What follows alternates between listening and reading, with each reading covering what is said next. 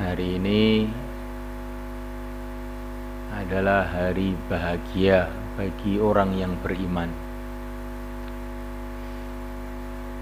Karena hari ini ada munasabah dengan kelahiran yang mulia Nabi Agung Muhammad sallallahu alaihi wasallam. Tidak ada nikmat yang lebih besar bagi umat manusia melebihi diutusnya yang mulia Nabi Agung Muhammad sallallahu alaihi wasallam. Dengan diutusnya beliaulah maka hidup kita ini jadi berarti. Dengan diutusnya beliaulah hidup kita ini menjadi hidup yang sangat indah, yaitu hidup dalam rangka perjalanan menuju surga Allah. Hidup dalam rangka menunggu panggilan untuk menjadi raja-raja di surga Allah.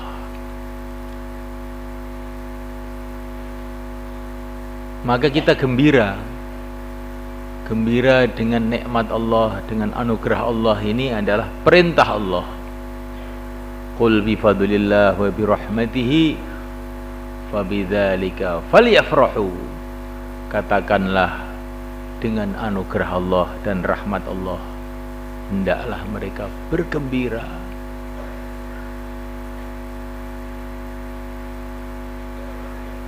Bergembira, sangat gembira. Sebetulnya kegembiraan kita dengan kelahiran Nabi itu tidak cukup setahun sekali. Semestinya hari-hari, semestinya setiap saat kita bergembira dengan yang mulia Nabi Agung sallallahu alaihi wasallam.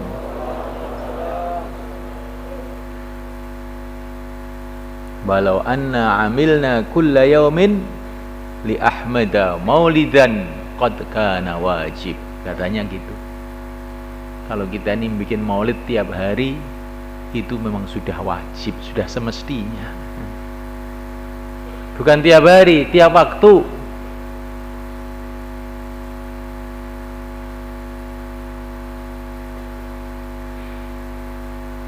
Alhamdulillah ta'ala. Tetapi kenapa ini kok ada maulid tahunan? Ini juga bagian dari sunnah yang mulia Nabi Agung sallallahu alaihi wasallam. Baginda Nabi waktu 10 Muharram puasa untuk memperingati kejadian besar, yaitu ditolongnya Nabiullah Musa alaihissalatu wassalam atas Fir'aun. Diperingati tiap tahun. Tapi juga ada maulid tiap 7 hari, mestinya begitu. Karena Nabi tiap hari Senin puasa, beliau mengatakan ini hari kelahiranku. Memperingati hari kelahirannya, mensyukuri hari kelahirannya. Maka hari Senin kita puasa, insyaallah. Di maulid mingguan, ada maulid bulanan. Fabidzalika falyafrahu, maulid setiap saat. Nah, kita gembira dengan Nabi ini setiap saat. Maka ini maulid setiap saat. Maulid itu bukan mesti harus dengan acara-acara tertentu. Pokoknya apa saja yang menunjukkan kita ini gembira dengan kelahiran beliau, dengan diutusnya beliau, ini sudah merupakan maksud yang pokok daripada maulid.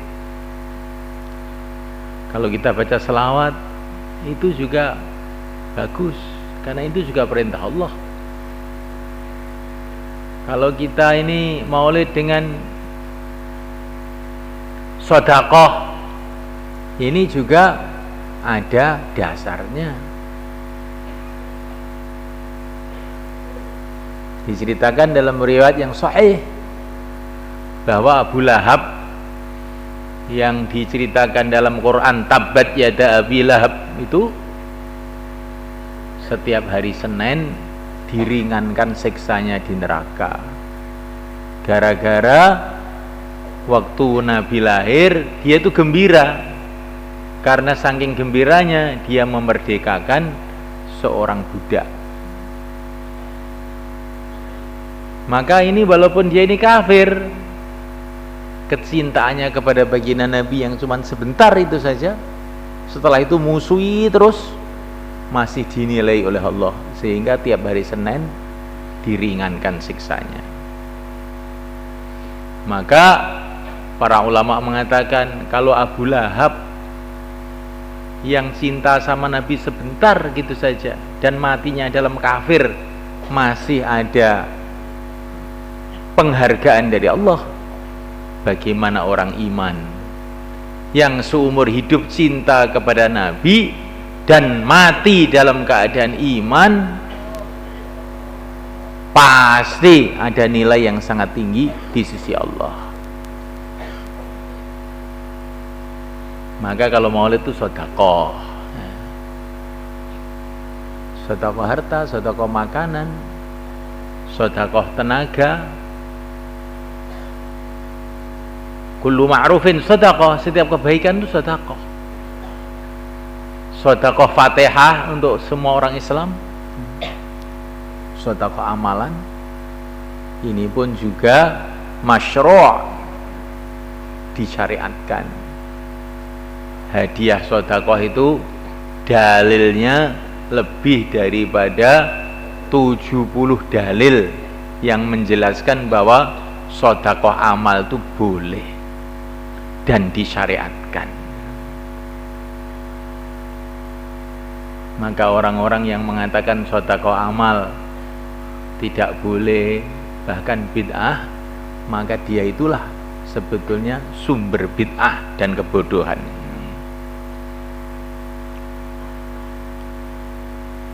Dengan baca selawat, dengan sedekah, dengan rasa gembira dalam hati, ini semua merupakan inti daripada maulid.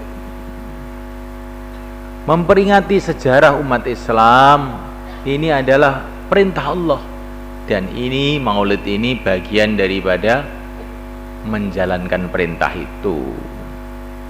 Wa dzakirhum bi ayyamillah, ingatkanlah manusia mengenai sejarah-sejarah.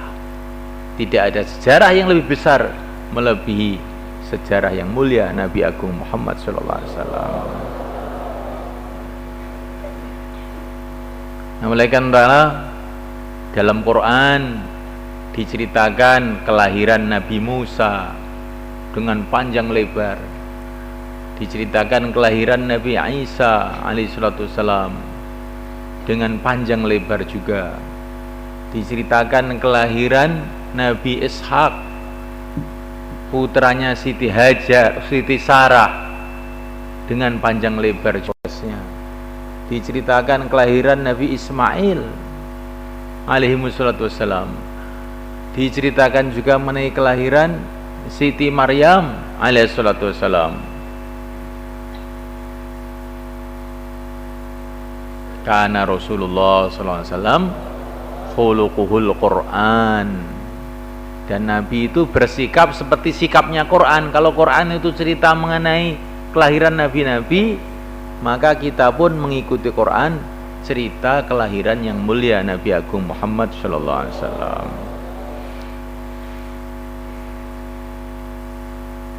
Cerita kelahiran Nabi, perjuangan Nabi, mukjizat-mukjizat Nabi, keistimewaan-keistimewaan Nabi menimbulkan kecintaan kepada Nabi. Dan ini merupakan sebesar-besarnya amal setelah iman kepada Allah. Karena Nabi mengatakan almar'u ma'a man ahabba, orang itu akan dikumpulkan nanti di akhirat bersama orang yang dia cintai. Kalau orang itu betul-betul ada cinta yang sebenarnya kepada Nabi, Kalau kumpul dengan Nabi, bukan hanya masuk surga, dia akan masuk surga di tingkatan yang sangat tinggi yang tidak tahu kita.